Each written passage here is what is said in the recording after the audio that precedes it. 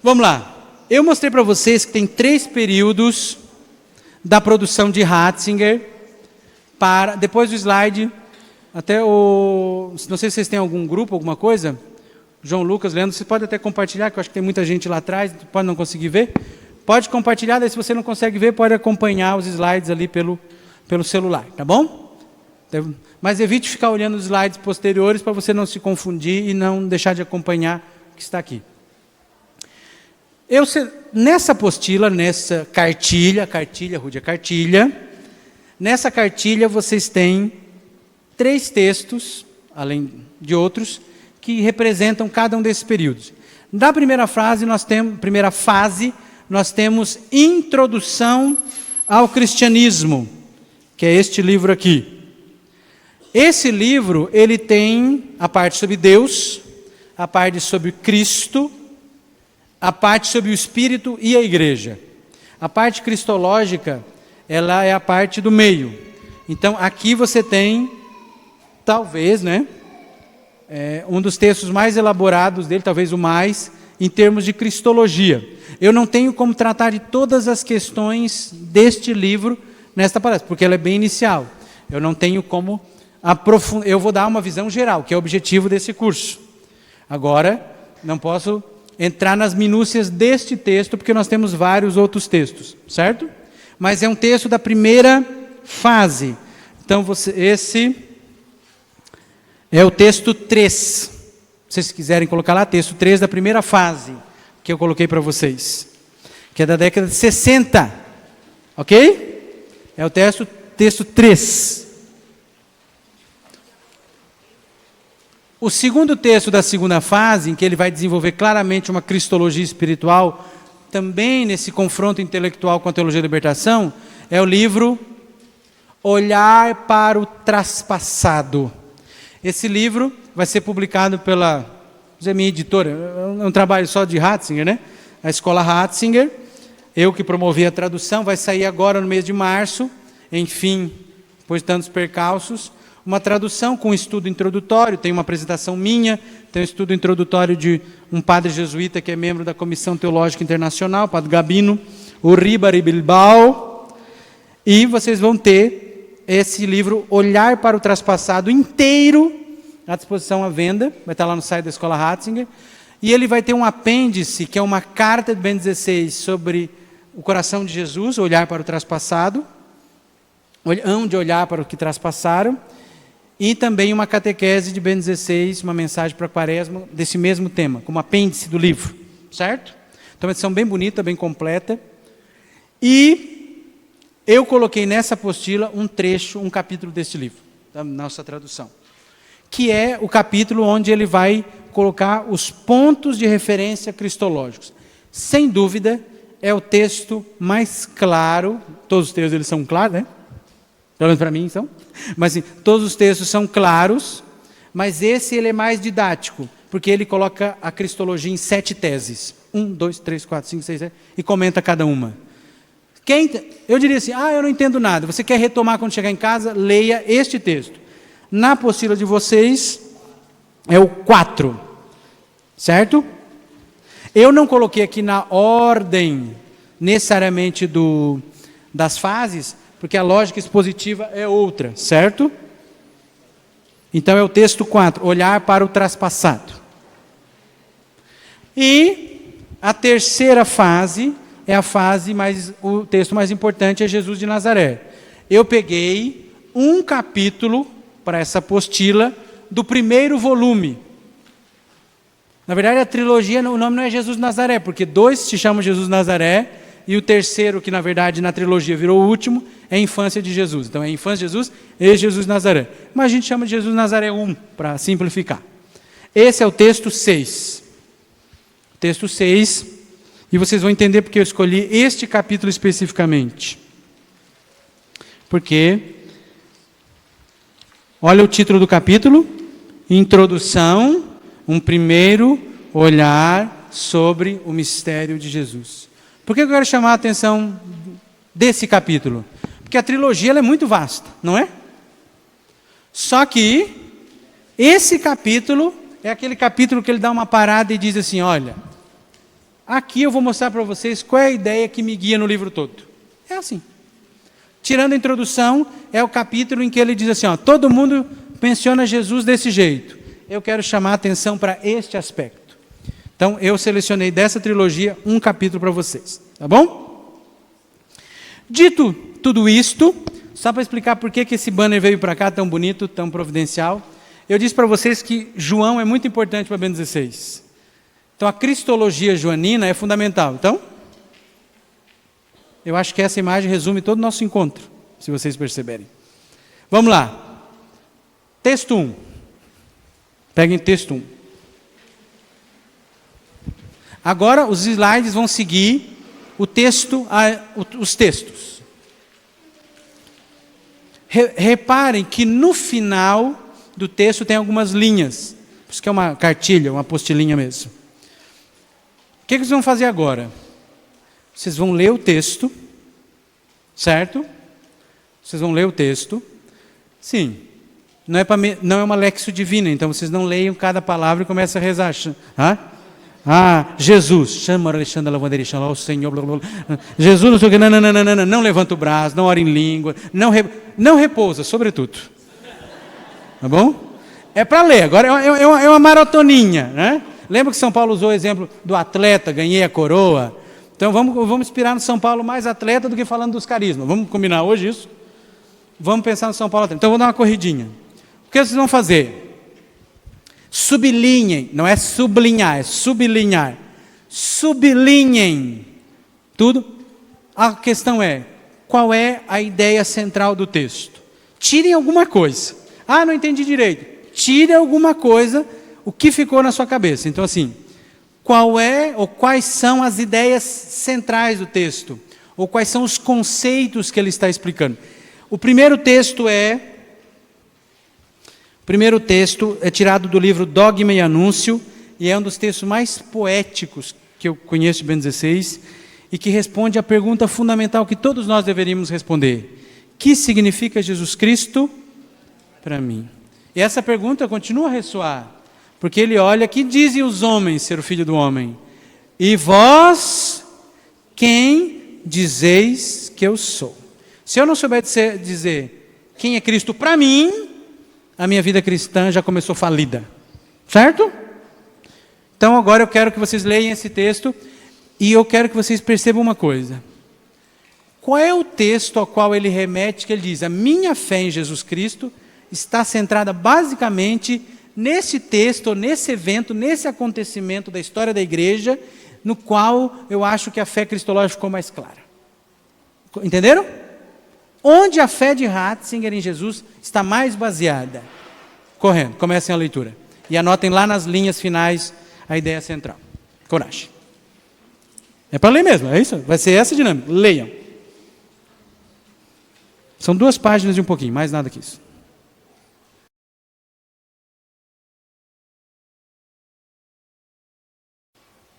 Olhando por cima, a maioria já leu. O que sobrou? É o primeiro texto, então é um pouco mais lento, vocês vão se acostumando com a linguagem. O que sobrou? Vamos lá, podem falar. Eu dou o microfone e você fala, rapidinho. Qual é a ideia central, qual é a insistência dele? Alguém? Ele quer mostrar o Jesus do Evangelho, o verdadeiro Jesus.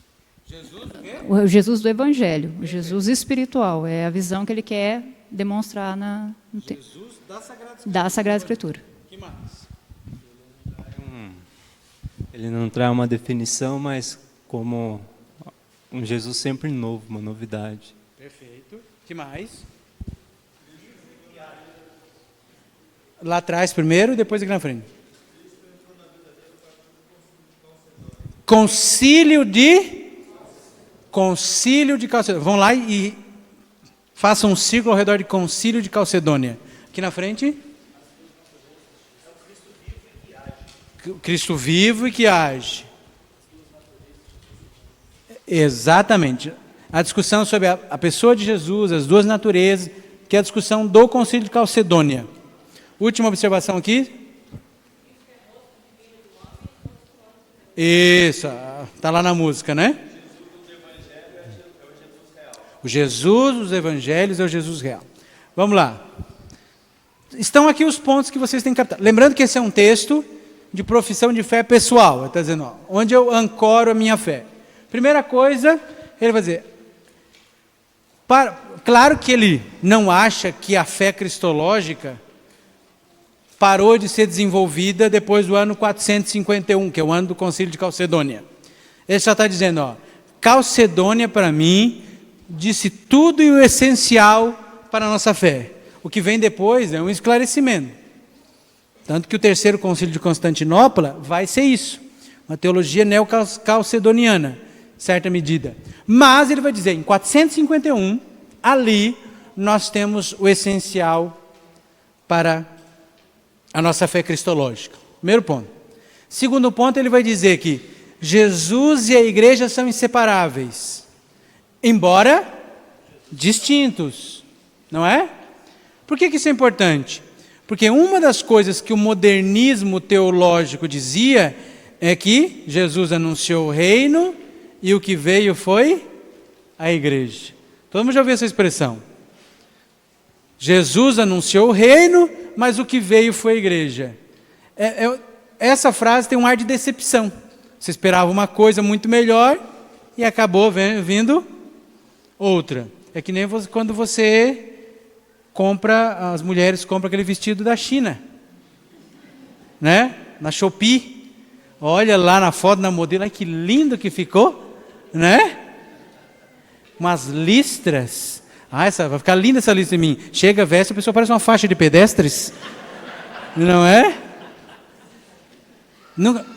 Vamos dizer, as mulheres, sobretudo aqui, já não compraram uma roupa que ficou linda na outra, ficou ridícula em si? Não é? Então, essa frase é a mesma coisa. Jesus anunciou o reino, mas o que veio foi a igreja. Mais ou menos isso. Ele combate isso, ele vai dizer assim, ó, a igreja não é um efeito colateral, inesperado, secundário, quando se esperava, né, o reino, a implantação do reino. Porque daí é aquela coisa assim, o reino vai vir, Jesus vai voltar, ele não veio, está demorando, está atrasado, tá a igreja aí, tá bom, né, veio, tem Pedro, vamos continuar trabalhando enquanto ele não volta. Uma coisa meio desconsolada, empobrecendo aqui. Ele diz, não, Ratzinger vai ser um defensor claro. Cristo, no seu ministério, na sua missão, ele quis a igreja explicitamente como uma forma de continuidade sua no tempo. Então, não é que a igreja tapa o buraco da falta que Cristo faz. Não é. Ela é um prolongamento intencional da sua presença. Por isso ela é sacramento. O sacramento sempre tem a dimensão visível, sensível e a dimensão oculta. Qual é a definição que o catecismo da igreja dá de sacramento? É um sinal visível ou sensível de uma realidade oculta de salvação. Então o sacramento sempre mostra alguma coisa e sempre esconde alguma coisa. Mas tem a segunda dimensão do sacramento. Ele é eficaz, certo? Sacramento é aquilo que realiza o que significa. Repitam, sacramento realiza o que significa. Se o padre pegou água, jogou na cabeça da criança e diz, eu te batizo em nome do Pai, do Filho e do Espírito Santo, aquilo foi eficaz, aquilo aconteceu. Ela morreu com Jesus Cristo, tornou-se filha de Deus, irmã de Jesus Cristo. Você viu tudo isso acontecer? Não, você viu um homem jogando água na cabeça de uma criança. Porque existe uma realidade oculta de salvação escondida por trás daquele sinal. Entenderam? Então a igreja é sacramento de Jesus. Da mesma forma que Cristo era o sacramento do Pai. Então igreja e Jesus são inseparáveis. Por quê? Porque se você pegar certa exegese, vão analisar Jesus como um pregador itinerante, como um rabi, como um operário, mas a igreja não faz parte do seu querer essencial. Na exegese de Ratzinger, a igreja foi explicitamente querida. Por quê? Não faz sentido para Ratzinger Jesus não querer a igreja. E o Novo Testamento dá testemunho disso claramente. Por quê? Se você pegar a Eclesiologia de São Paulo, por exemplo, que o Ratzinger mobiliza muito, a igreja é o corpo de Cristo. Tanto que São Paulo vai explorar isso de modo belíssimo quando vai falar do matrimônio, associando a Cristo e a igreja. Assim, o homem tem que amar a mulher como ama o seu próprio corpo. Não é isso? Agora tenta interpretar isso nessa lógica cristológica. A igreja nunca poderia ser um efeito colateral ou algo que não era esperado. Porque a igreja é o corpo de Cristo. E Cristo não pode dizer que ama o seu povo se ele odeia o seu próprio corpo, se ele não queria o seu próprio corpo. Estão entendendo? A igreja é o corpo que Cristo, como esposo, tem que amar, não renegar. Então era algo querido, por isso eles são inseparáveis. Ratzinger vai mostrar aí que, vocês podem anotar isso lá nas linhas finais, tá? Que a tradição bíblica não está em confronto ou em contradição com a tradição eclesiástica. Porque muitos, querendo ser fiéis à Bíblia, começaram a negar os concílios, é isso? Porque concílio, eu vou resumir para vocês. Lembre-se, antes do Vaticano II, mas sobretudo depois, havia uma preocupação ecumênica muito grande. E a teologia protestante, eu já falei para vocês, é muito mais sensível à influência da filosofia grega na interpretação da Bíblia.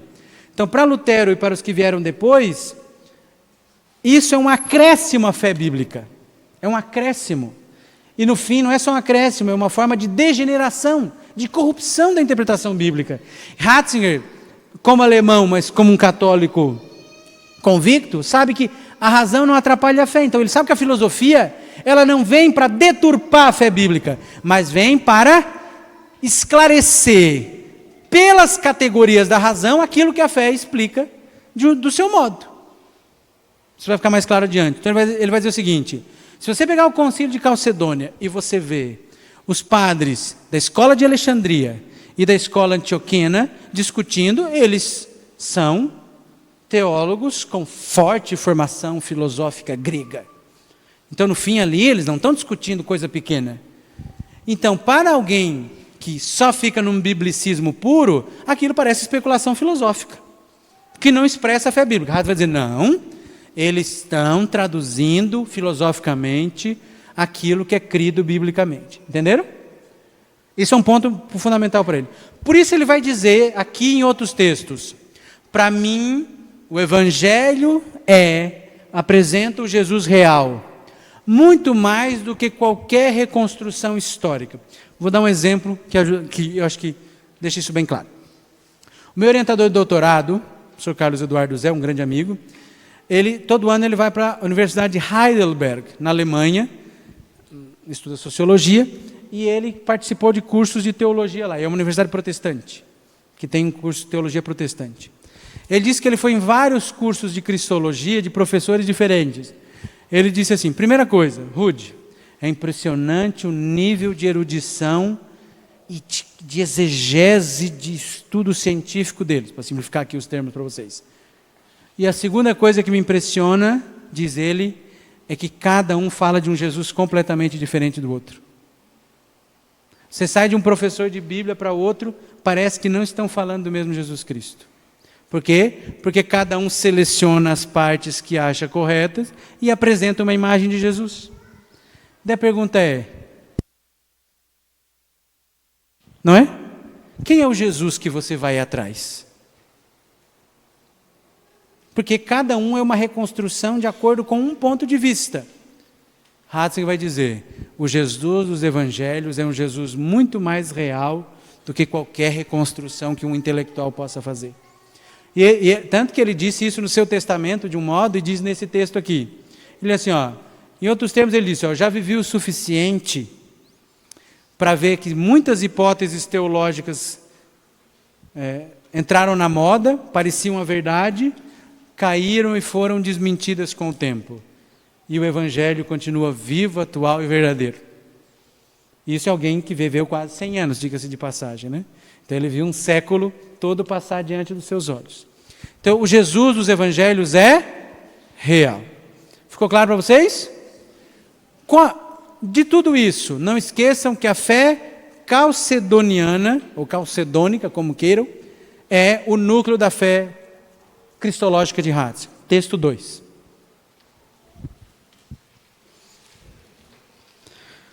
Como eu estudo um autor alemão, gosto do estilo alemão, então vamos ser fiéis aqui à metodologia. Agora nós vamos ler o texto 2. O que é o texto 2, professor? É a declaração solene do ano 451 dos padres conciliares que se reuniram em Calcedônia. Então, é um texto bem curtinho. Leiam e sublinhem o que vocês acharem mais essencial. E é óbvio que vocês vão identificar o que é. Então, leiam a declaração de Calcedônia. Em silêncio aí.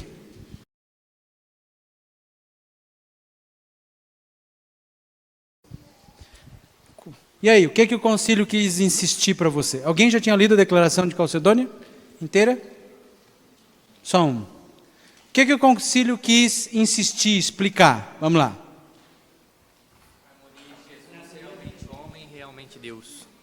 A harmonia de Jesus, realmente homem, realmente Deus. Onde?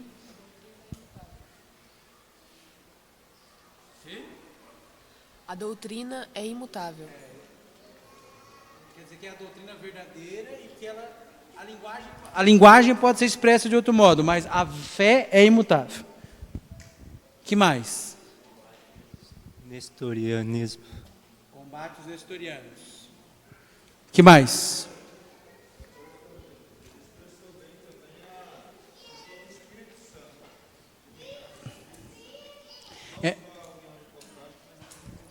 Aqui, isso é um detalhe interessante, aqui eles não estão concentrados tanto na natureza divina do Espírito Santo, mas nunca vai ser excluído porque não pode fazer um discurso da Trindade sem o Espírito, é claro.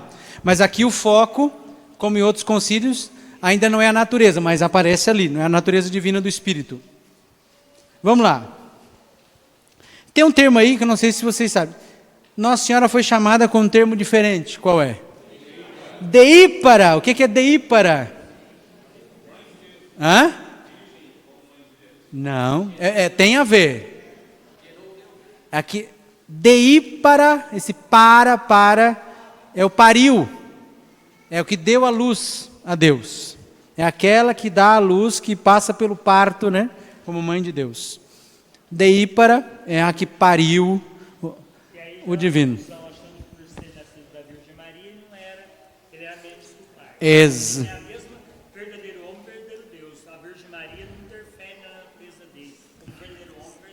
Perfeito. Ela ajuda que a natureza humana, né, venha ao mundo. Daí você vê uns discursos protestantes. Como é que Maria é a mãe de Deus se Deus é anterior a ela? Falta um pouquinho de Calcedônia, vamos combinar, né? Vamos lá, vamos ao texto. Eu faço questão que a gente leia junto, para vocês verem a força desse texto. Vocês lerem individualmente, mas eu quero que a gente faça, porque isso é uma profissão de fé pública. Então ela é dita em voz alta. Peguem ali definição. Vamos ver a força desse texto.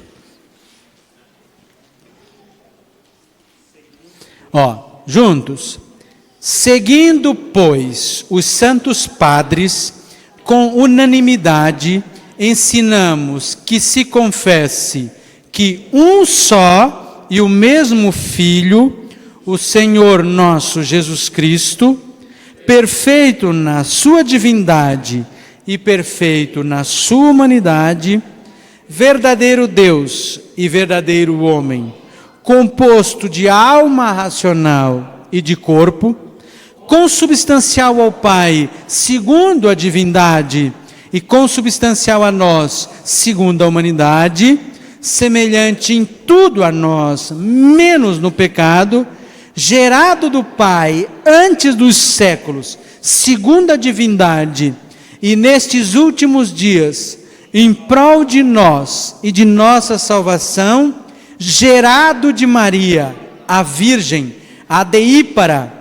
segundo a humanidade. Parem um pouquinho. Estão vendo quanta coisa é dita aqui? Primeiro, ele vai se confrontar com uma heresia da época que dizia que em Jesus havia 2 filhos. Não, é um só filho. Não existe o filho humano e o filho divino. É um só filho. Outra coisa, perfeito na sua divindade e perfeito na sua humanidade.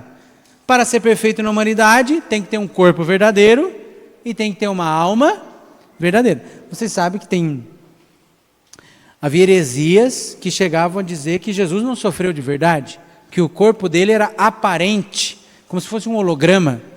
Então, uns diziam que nem o corpo era de verdade, outros diziam que não tinha alma racional humana, ou seja, como se o verbo, Deus, tivesse se apoderado quase de uma carcaça humana, né? de uma fantasia de carne, né? Porque no fim é isso, né? É uma fantasia de carne. Como você coloca uma fantasia, você entra inteiro dentro de uma fantasia e começa a dar movimento a ela. Então, essas eram heresias muito mais elaboradas, claro, mas simplificadas assim. Ele vai dizer, ó, composto de alma racional e de corpo. Senão ele não seria perfeitamente homem. Certo? Consubstancial, da mesma substância, homoousios, da mesma substância do Pai, na divindade, na mesma substância que nós, na nossa humanidade. Maria é apresentada como virgem e aquela que deu a luz a Deus. É claro que ela deu a luz a Deus, porque não tem como separar em Jesus, separar no sentido assim, nasceu a sua humanidade, não nasceu a sua divindade de Maria. Porque a gente acabou... Aí vem a explicação. Ela só pode ser a deípara, aquela que deu a luz a Deus, por quê? Vamos continuar ali. Aí, Ratzinger, inclusive, usa isso durante seu pontificado, para falar da filosofia e da teologia. Ele diz que filosofia e teologia têm que andar juntas como as duas naturezas de Cristo. Sem confusão, mas também sem separação. Ali, ele vai dizer, juntos. E um só... e o mesmo Cristo, Filho, Senhor, unigênito. Olha os títulos que eles dão para Jesus. Vamos lá, qual é o primeiro? Ele é Messias. Só que ele não é só Messias, ele também é Filho. Ou seja, ele está em relação com o Pai. Ele é Messias, mas ele não é, veja que ele é tudo explicativo. A gente olha à primeira vista, parece que tudo diz a mesma coisa, mas cada uma coisa diz... tem o seu sentido, diz o seu significado. Messias quer dizer que ele é o enviado esperado no Antigo Testamento por Deus. Mas podia ser um Messias que não fosse Deus, não é? Não é isso? Então, qual é a característica desse Messias? Ele é o quê? Isso vai aparecer muito no pensamento de Ratzinger. A primeira coisa que você diz é que ele é filho. Esse é um conceito relacional. Não há filho sem? Então, Ratzinger vai insistir muito nisso. Coloque isso em letras garrafais no seu caderno ou na sua cartilha. Deus é relação. Relação. Entenderam? Se ele é filho, ele está em relação com o Pai. Mas veja, ele é Cristo, ele é Messias. Podia ser tinha muito tipo de Messias. Mas ele é filho. Pronto, já temos a primeira característica desse Messias. Ele tem um pai. Mas ele não é um filho abaixo do pai. Ele é Deus, não é? Então ele é Senhor. E vocês sabem que Senhor é Adonai, que é um substituto para Iavé. Adonai é Senhor, vocês sabem, vocês são da comunidade, sabem que Adonai é o jeito que o judeu tinha para respeitar o mandamento de não pronunciar o nome de Deus. Adonai é Senhor.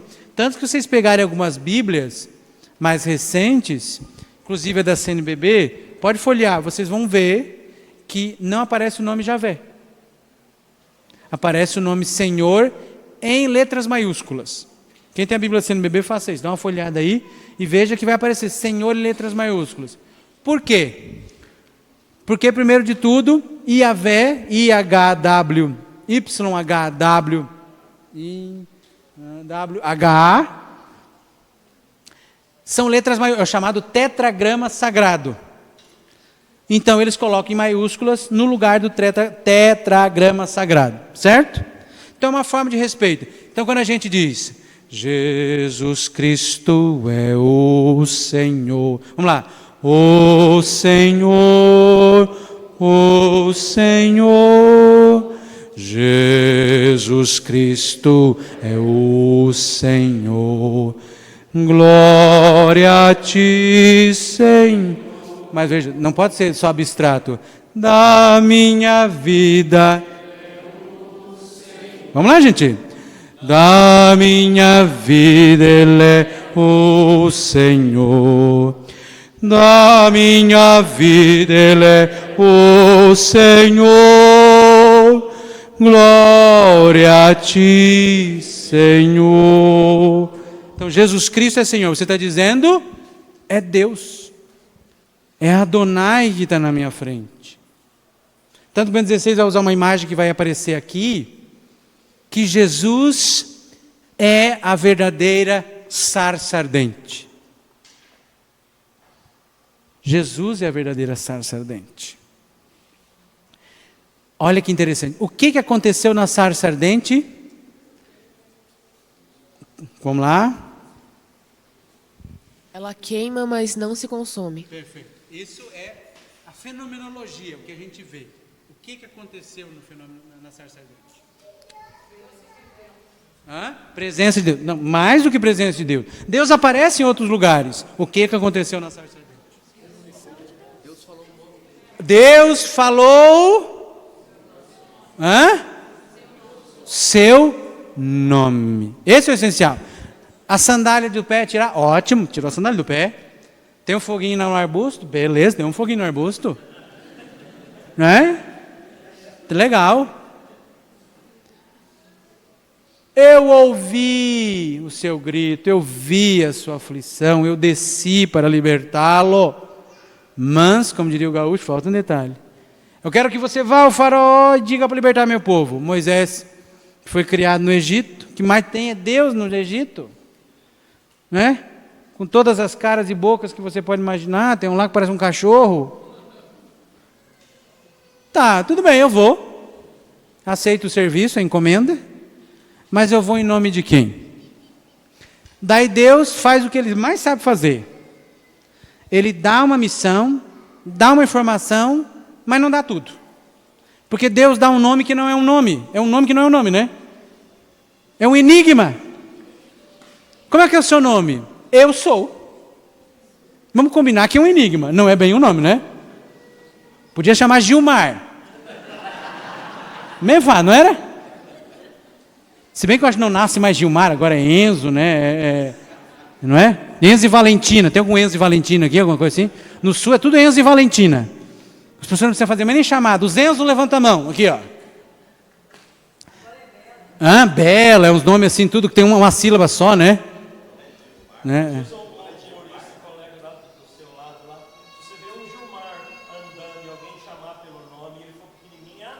Anão, porque ou é velho ou é anão, né? Porque por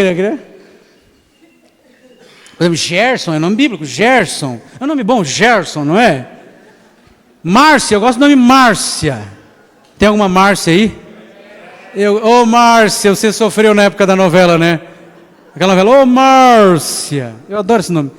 É o nome da minha cunhada. Voltando. Mas o nome de Deus é um enigma. É um enigma. E aí tá beleza, porque Ele não facilita a nossa vida. Até hoje nós estamos brigando para entender o nome dele. Mas quer dizer, eu sou. Então, Ratzinger diz, Deus dá um nome, mas não dá um nome. É assim, né? Pega. Não, é um nome, não é um nome, é um nome, não é um nome. Por quê? Para que a gente se quebre pensando nisso. Depois eu vou aprofundar um pouco isso. Quando Deus dá o seu nome, Ele faz uma revolução na história da religião. Qual é?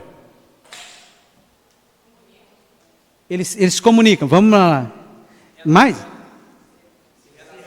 Perfeito. Quando eu sei o nome, eu tenho condição de chamar, de invocar. É um Deus ao qual eu posso rezar. Nós somos assim. Nós precisamos dar nome para as coisas, né? Pode ver, o cara chega na casa para entregar alguma coisa, ou para chamar por qualquer motivo, nós temos que batizar a pessoa na hora. Ô, Dona Maria! O nome da mulher é Genoveva. Foi rebatizada naquele momento como Maria. Por quê? A gente precisa de um nome. A gente precisa de um nome. Rosto e nome. Cara crachá. Por quê? O nome permite o estabelecimento de uma relação. Ratzinger vai dizer, quando Deus revela o seu nome, Ele nos dá a possibilidade de invocá-lo, de chamá-lo. E aí ele fundamenta toda a possibilidade de culto. O Deus não é o Deus só dos filósofos, que fica na mente, é um motor imóvel que não se interessa por nós. Ele deu o seu nome. E por isso ele disse, pode me chamar. Agora a gente pode estabelecer uma relação. Só que ele vai dizer outra coisa muito interessante. A Septuaginta, quando vai traduzir o nome de Deus, Yahvé, ela traduz como eu sou, ou eu sou aquele que sou aquele que será. Depende da tradução que muitos têm, do grego. Mas ele diz, olha que coisa providencial.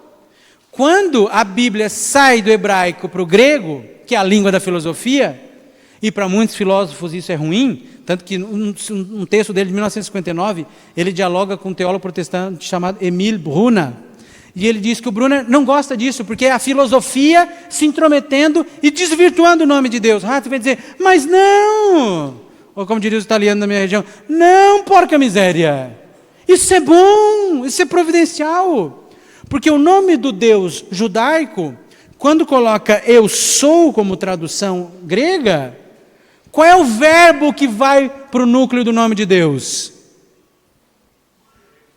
Ser. O que isso significa?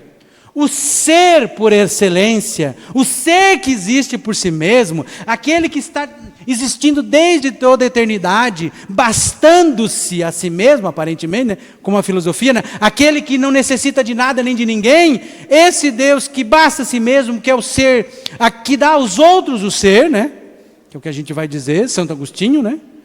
Este ser tem um nome. Eu posso falar com ele, eu posso invocá-lo, eu posso louvá-lo, eu posso cultuá-lo, eu posso adorá-lo. Estão entendendo? O ser pode ser chamado. O Deus da filosofia tem um nome, que é o Deus bíblico. O Deus dos filósofos é o Deus da fé, embora seja mais que o Deus dos filósofos. Estão vendo? Aí vem Jesus Cristo e diz, o que ele diz na oração sacerdotal? Eu vim para revelar o teu nome. Qual era um dos resumos da missão de Jesus? Ele veio revelar o nome de Deus. Dar a conhecer o nome de Deus. E como é que eu conheço o nome de Deus? Ele diz, eu sou. Ele é o eu sou. Antes de Abraão existir, eu sou. Estão vendo? Então ele vem revelar o nome, por isso ele é a verdadeira sarça ardente. Para terminar, então, unigênito, não tem dois, não tem três, é um uno, né? Uno gerado, reconhecido em quantas naturezas? Duas, a natureza humana e a natureza divina. E agora vem a música. Vamos lá, bem rápido, sem confusão, sem mudança, sem divisão, sem separação. Ou seja, sem confusão. Não há as duas naturezas, elas não estão misturadas. Como se você colocasse o leite e o café no mesmo lugar. Sem mudança, porque alguns achavam, né, aquela coisa. O verbo entrou na carne. Daí, a natureza divina fez assim com a humana. Né? Suga, absorve, fagocita, né? Não, sem mudança. Continuou natureza divina, certo? E, da mesma forma, a natureza divina também não engoliu a humana. Disse assim, não, agora ele é humano, mas vamos acabar com esse elemento humano aqui, porque a natureza divina sabe mais, não sofre, vamos excluir essa parte humana. Não, a natureza divina não modifica a natureza humana. Vamos lá. Sem divisão, né? Elas não estão separadas, elas não estão radicalmente separadas, porque elas estão unidas. Aí a gente fala de união hipostática. Então, sem divisão e sem separação. Não sendo de modo algum anulada a diferença das naturezas por causa da sua união. mas pelo contrário, salvaguardada a propriedade de cada uma das naturezas e concorrendo numa só pessoa e numa só hipóstase.